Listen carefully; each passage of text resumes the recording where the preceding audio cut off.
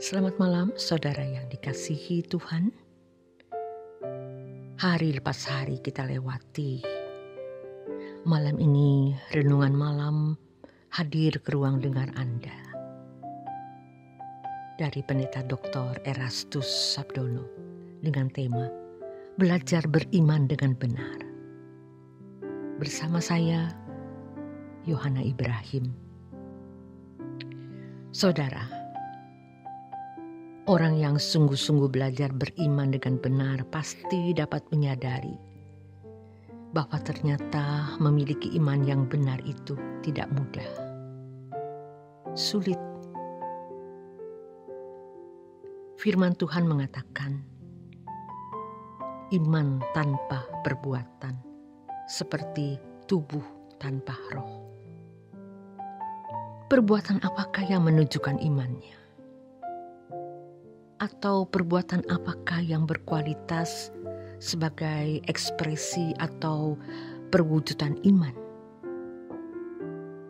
Kalau hanya berbuat baik, itu bukan atau belumlah iman standar seperti yang Allah kehendaki. Memang dalam Yakobus 2 dikatakan, kamu mengatakan beriman, tetapi kamu lihat saudaramu yang tidak pakai pakaian. Kamu tidak memberi pakaian. Kamu lihat saudaramu yang kedinginan, kau biarkan. Kau melihat saudaramu yang lapar, kau diamkan. Itu bukan iman. Itu iman yang mati. Tetapi bukan berarti kalau ada orang yang tidak pakai baju, kita berikan baju, berarti kita beriman. Bukan berarti kalau kita melihat orang tidak memiliki makanan, kita beri makanan, berarti kita sudah beriman. Itu hanya contoh. Jadi ketika seseorang melihat orang lain di dalam kekurangan, kalau kita tidak memberi apa-apa juga tidak bisa dikatakan melanggar hukum pada zaman itu. Sebab tidak melanggar 10 perintah Allah. Tidak ada keharusan. Orang yang tidak memberi makan orang yang lapar bukan suatu dosa. Itu kerelaan. Sama seperti kisah mengenai orang Samaria yang baik hati. Ketika ada orang yang dirampok habis-habisan, lalu lewat seorang rohaniwan, tokoh agama Yahudi, ia melihat orang yang dirampok dan sekarat itu. Dia menyimpang. Dia mengambil jalan lain. Dia sengaja membiarkan. Berdosakah dia? Tidak salah. Karena tidak ada keharusan. Orang tidak memberi makan orang lapar itu bukan dosa. Karena dipandang dari hukum Taurat, hal tersebut tidak melanggar hukum, tetapi dosa di mata Allah. Bagi umat perjanjian baru, iman itu berarti melakukan apapun yang Allah perintahkan untuk dilakukan, atau memenuhi proyek yang Tuhan berikan. Seperti di Lukas 16, ada orang kaya yang setiap hari berpesta pora. Setiap hari. Kata Alkitab, ia memakai jubah ungu, tanda bahwa ia adalah seorang yang kaya. Sementara ada Lazarus yang tergeletak kelaparan di depan pintu rumahnya. Dia tidak harus memberi roti.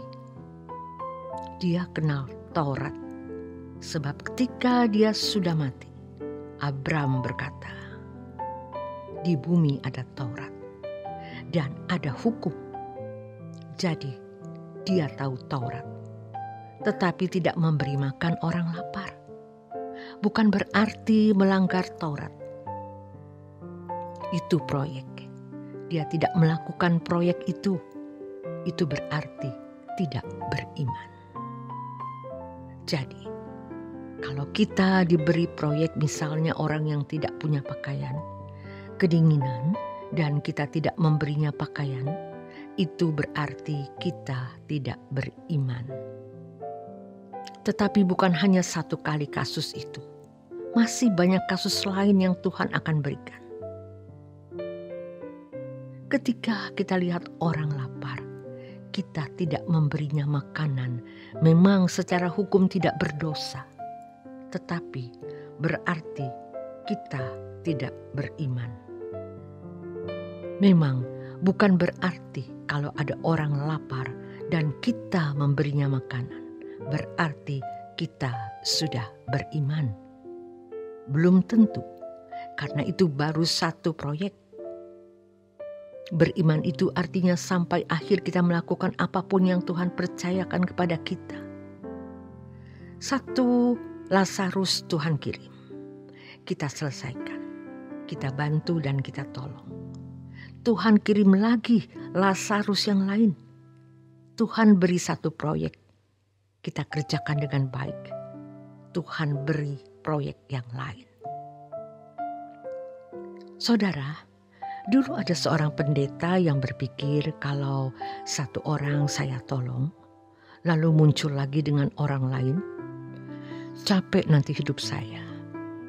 Tapi kemudian Tuhan tegur dia, bahwa Tuhan tidak akan memberikan kepadanya proyek yang dia tidak bisa kerjakan.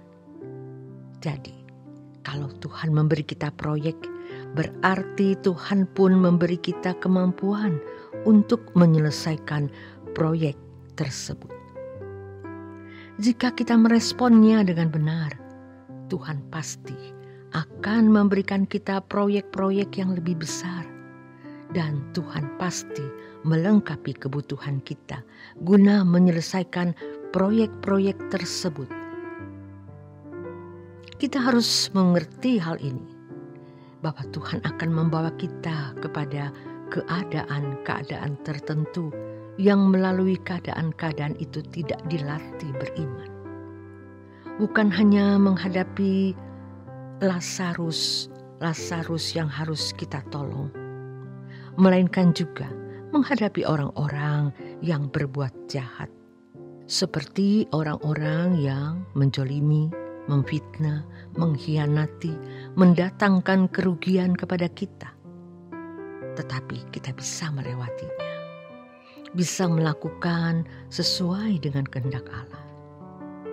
Bertemu dengan orang yang menjahati kita, kita tidak mau membalas kejahatan. Ada kalanya Tuhan mempertemukan kita dengan orang yang menyakitkan. Kita pun bisa melewatinya. Menyakitkan, kita juga bisa melewatinya. Kita mengampuni. Sangat menyakitkan, kita juga bisa melewati. Sangat-sangat menyakitkan, kita juga bisa. Iman kita bertumbuh di situ. Kita diberi Lazarus yang membuat 5% milik kita harus kita lepaskan. Muncul Lazarus baru yang membuat 10% dari kita miliki kita lepaskan, sampai kita ketemu Lazarus yang membuat 100% hidup kita habis. Tetapi hal itulah yang menumbuhkan iman kita. Maka dikatakan iman tanpa perbuatan seperti tubuh tanpa roh. Artinya bahwa harus ada perbuatan yang kita lakukan yang membuat iman kita sempurna. Dan perbuatan-perbuatan itu kita lakukan berdasarkan kejadian-kejadian yang Tuhan izinkan kita alami, atau proyek-proyek yang Tuhan izinkan kita selesaikan dalam hidup ini. Luar biasa bukan? Inilah untungnya menjadi umat pilihan Allah yang dididik untuk memiliki iman yang sempurna. Ternyata Abraham juga mengalami hal itu. Tuhan izinkan dia keluar dari Ur Kasdim. Dia sudah lulus. Sekian puluh tahun dia tidak punya anak. 1/4 abad kira-kira dia tetap percaya. Dia dibawa ke Mesir, istrinya mau diambil. Lalu dia menghadapi masalah Hagar dan seterusnya sampai dia diperintahkan menyembeli anaknya sendiri sebagai kurban bakaran. Tapi dia lulus. Karenanya ia disebut Bapa orang percaya. Saudara, setiap kita memiliki pengalaman yang berbeda-beda.